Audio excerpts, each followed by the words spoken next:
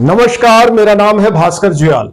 One nation one election यानी एक देश एक चुनाव जल्द ही हकीकत बन सकता है। वन नेशन वन इलेक्शन का सीधा सा मतलब यह है कि भारत में लोकसभा और विधानसभा चुनाव के साथ स्थानीय निकायों के चुनाव भी हुआ करेंगे। अब आपके मन में सबसे पहले तो सवाल यही आएगा कि जब सब ठीक ठाक चल रहा है तो यह नया काम करने की जरूरत क्या है। जब किसी राज्य सरकार का कार्यकाल पूरा हो जाता है तो वहां विधानसभा चुनाव हो जाते हैं और जब लोकसभा का कार्यकाल पूरा हो जाता है तो देश में लोकसभा चुनाव हो जाते हैं। बाकी स्थानीय निकायों के चुनाव तो चलते ही रहते हैं। कहीं नगर निगम का चुनाव चल रहा है, कहीं नगर पंचायत का चुनाव चल रहा है, कहीं ग्राम पंचायत के चुनाव हो रहे हैं। तो ये तो देश भर में लगातार चलते रहते हैं। तो फिर वन नेशन वन इलेक्शन की जरूरत ही क्या है? तो यही इस एपिसोड में चर्चा का विषय है। आपको यह जानकर अचरज होगा कि भारत में पहले भी एक साथ चुनाव हो चुके हैं। इस बारे में भी चर्चा करेंगे, लेकिन इससे पहले अगर आप चैनल पर नए हैं तो इसे लाइक और सब्सक्राइब कर लीजिए। तो चलिए आगे बढ़ते हैं। 15 अगस्त 2024 को प्रधानमंत्री नरेंद्र मोदी ने स्वाधीनता दिवस समारोह के दौरान लाल किले के भाषण से एक देश एक चुनाव की वकालत की थी। उनका कहना था कि देश में बार बार चुनाव से विकास में बाधा आती है। उन्होंने सभी राजनीतिक दलों से वन नेशन वन इलेक्शन की दिशा में आगे बढ़ने का आग्रह किया था। यहां तक कि इसी साल हुए लोकसभा चुनाव से पहले बीजेपी ने अपने घोषणा पत्र में इसे प्रमुखता से शामिल किया था। एक राष्ट्र एक चुनाव को लेकर पूर्व राष्ट्रपति रामनाथ कोविंद की अध्यक्षता में एक समिति बनाई गई थी। इसने मार्च 2024 में अपनी रिपोर्ट सरकार को सौंप दी थी। इस रिपोर्ट में साल 2029 से सभी चुनाव एक साथ कराने की सिफारिश की गई है। इस रिपोर्ट में कहा गया है कि वन नेशन वन इलेक्शन लागू होने से देश भर में 2 चरणों में चुनाव होंगे। पहले चरण में लोकसभा और विधानसभा के चुनाव होंगे। वहीं 100 दिन के भीतर दूसरे चरण में नगर पालिका और नगर पंचायत के चुनाव कराए जाएंगे। इस तरह से वोटर्स एक ही समय पर अपना सांसद और अपना विधायक और स्थानीय जनप्रतिनिधियों का चुनाव कर सकते हैं। आजादी के बाद 1952 से 1967 के बीच हर 5 साल में लोकसभा के साथ विधानसभाओं के चुनाव भी होते थे। पहला चुनाव 1952 में हुआ। इसमें लोकसभा और विधानसभा के चुनाव एक साथ हुए। अब 1952 में 5 साल जोड़ लीजिए तो 1957 में और फिर 1962 में लोकसभा चुनाव के साथ विधानसभा चुनाव भी हुए। फिर साल 1967 में आखिरी बार लोकसभा और विधानसभा के चुनाव हुए। लेकिन इसके बाद कुछ राज्यों का पुनर्गठन हुआ और नए राज्य बनाए गए।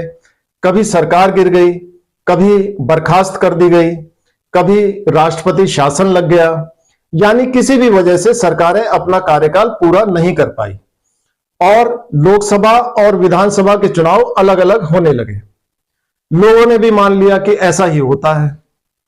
लेकिन अगर देश में एक साथ सभी चुनाव हो जाएं तो इसके कई फायदे होंगे। सबसे बड़ा फायदा यह होगा कि चुनाव खर्च घट जाएगा।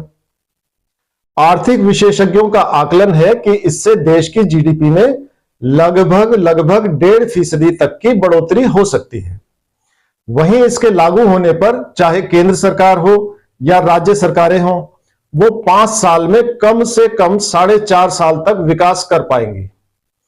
अभी हाल यह है कि अलग अलग होने वाले चुनावों और आचार संहिता के कारण सरकारों के हाथ 12-15 महीने तक तो बंधे ही रहते हैं। एक देश एक चुनाव होने से पैसों की बचत होगी तो जीडीपी 1.5% तक बढ़ सकती है। अब आप इस बात को ऐसे समझिए कि वित्त वर्ष 2024 में जीडीपी का 1.5% 4.5 लाख करोड़ रुपए बनता है। इतनी बड़ी राशि बचने से इस पैसे को जनता के विकास कार्यों में लगाया जा सकता है।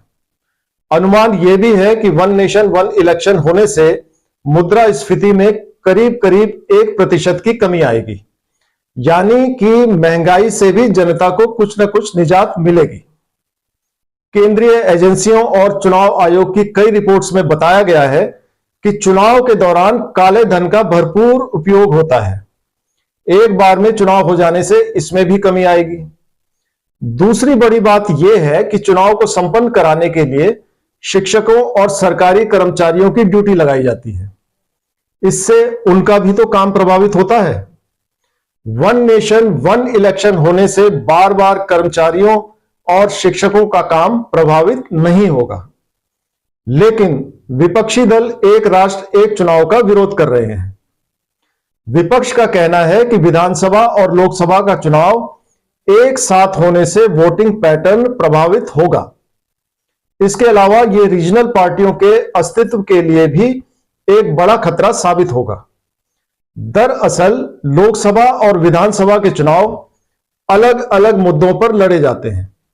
दोनों चुनाव एक साथ होने की स्थिति में वोटर राष्ट्रीय मुद्दों से ज्यादा प्रभावित होकर एक ही पैटर्न में वोट डाल सकता है। यानी कि जिसकी केंद्र में सरकार बनेगी उसी पार्टी को ज्यादातर राज्यों में जीत भी मिलेगी। इससे रीजनल पार्टियों का नुकसान होगा, क्योंकि ये पार्टियां क्षेत्रीय मुद्दों को आधार बनाकर चुनाव लड़ती हैं। दूसरी अहम बात यह है कि विपक्षी पार्टियां ईवीएम का विरोध करती हैं। विपक्ष अक्सर मांग करता है कि वोटों की गिनती मतपत्रों से होनी चाहिए। अगर ऐसा होता है तो एक राष्ट्र एक चुनाव की स्थिति में मतपत्रों की गिनती में काफी समय जाया हो जाएगा। फिर बात यह भी है कि आबादी के लिहाज से भारत बहुत बड़ा देश है। ऐसे में सभी चुनाव एक साथ कराने से बहुत ज्यादा वोटिंग मशीनों की जरूरत पड़ेगी। एक अनुमान के मुताबिक इसके लिए कम से कम 9,284 करोड़ रुपए की जरूरत होगी। इसके अलावा इन मशीनों को 15 साल में बदलना भी होगा, जो काफी खर्चीला साबित हो सकता है। लेकिन अगर इन सब बाधाओं को पार कर लिया जाए तो इससे जो समय और पैसा बचेगा वो अभूतपूर्व होगा। आपको बताया ही था कि जीडीपी में 1.5% की बढ़ोतरी हो सकती है और महंगाई दर 1% तक कम हो सकती है। वोटर का भी समय बचेगा, उसे बार बार वोट देने के लिए निकलना नहीं होगा। एक ही बार में वो अपनी सरकार चुन सकता है।